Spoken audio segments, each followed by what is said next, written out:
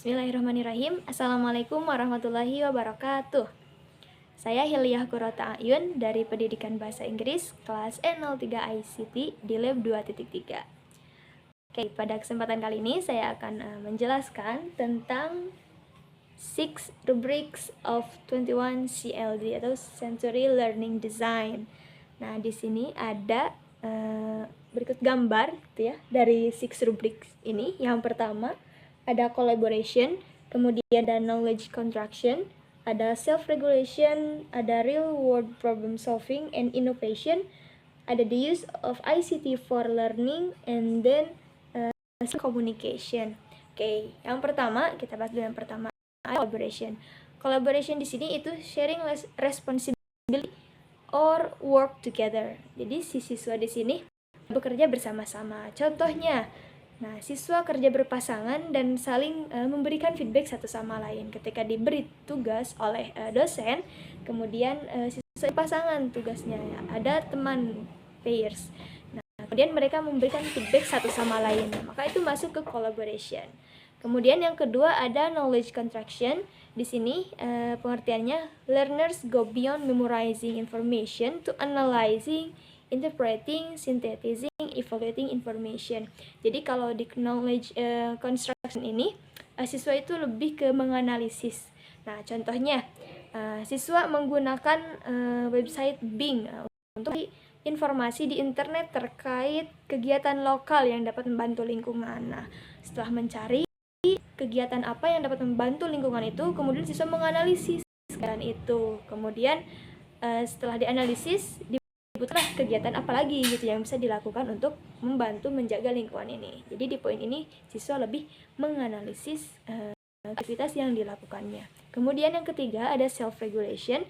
Di sini learners work on an activity for an extended period. They can revise their work by feedback and reflection from others.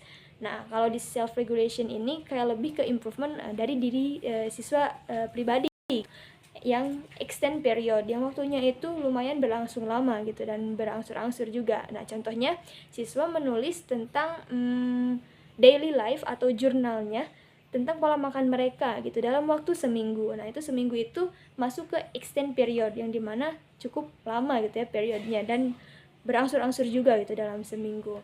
Nah, kemudian poin keempat ada real world problem solving and innovation. Di sini learners involve a task with a defined challenge for learners. The problem must be authentic and outside academic environment, so learners may solve the problem by a real world solving. Nah, di real world problem solving innovation ini, jadi siswa dikasih aktivitas yang cukup challenging gitu, yang cukup bisa banyak rintangannya gitu untuk siswa itu.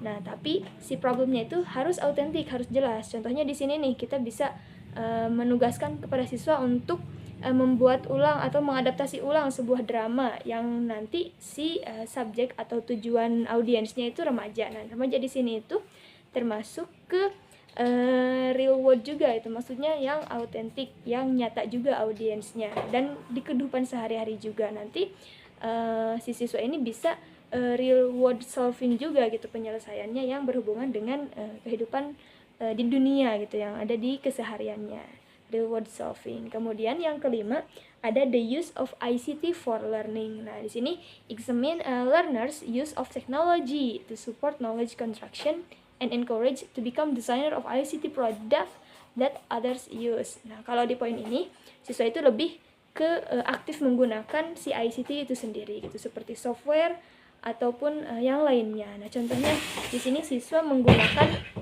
software Excel ataupun software Word, PowerPoint dan lain sebagainya untuk menyelesaikan tugas mereka gitu, tugas yang diberikan oleh dosen. Nah, siswa ini aktif menggunakan dan mengotak-atik dari software tersebut gitu, dari ICT-nya. Siswa menggunakan ICT, teknologi ICT ini gitu untuk mendukung pembelajarannya dalam menyelesaikan tugasnya, terutama dalam membantu kegiatan belajar mereka. Kemudian yang terakhir di sini ada skilled communication. Nah, di sini requires learners to produce extend or multimodal communication using evidence to support their ideas. Nah, in here in the end of what is the purpose? Learners can craft their communication for a specific audience.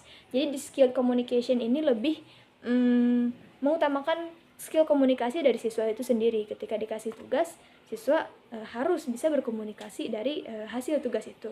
Contoh, siswa ini sedang melakukan di sini ada penemuan gitu ya, contohnya itu terhadap suatu persamaan dalam sebuah hitungan matematika. Nah, siswa pasti menjelaskan gitu ya, explain secara logikanya mengapa persamaan ini bisa ditemukan gitu, ada persamaan yang diketahui.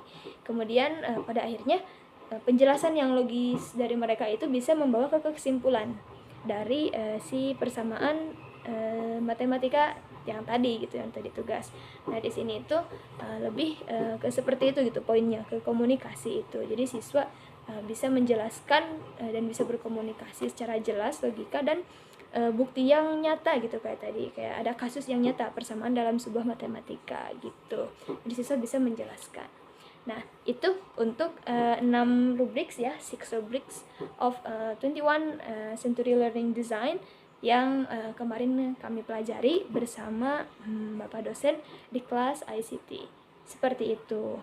Yang pertama ada collaboration, kemudian ada knowledge construction, self-regulation, real-world problem solving and innovation, and then the use of ICT for learning, and skilled communication. Nah, diharapkan siswa juga nanti learners ini bisa menguasai 6 rubrics ini gitu, atau aktivitas yang dilakukan dalam kesehariannya itu termasuk dari salah satu dari 6 ini termasuk ke aktivitas yang dilakukannya, bisa masuk ke salah satu aktivitas yang siswa lakukan gitu.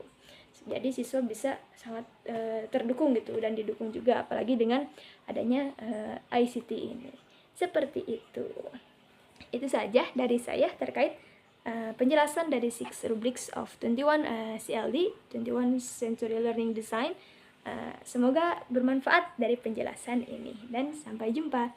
Terima kasih. Wassalamualaikum warahmatullahi wabarakatuh.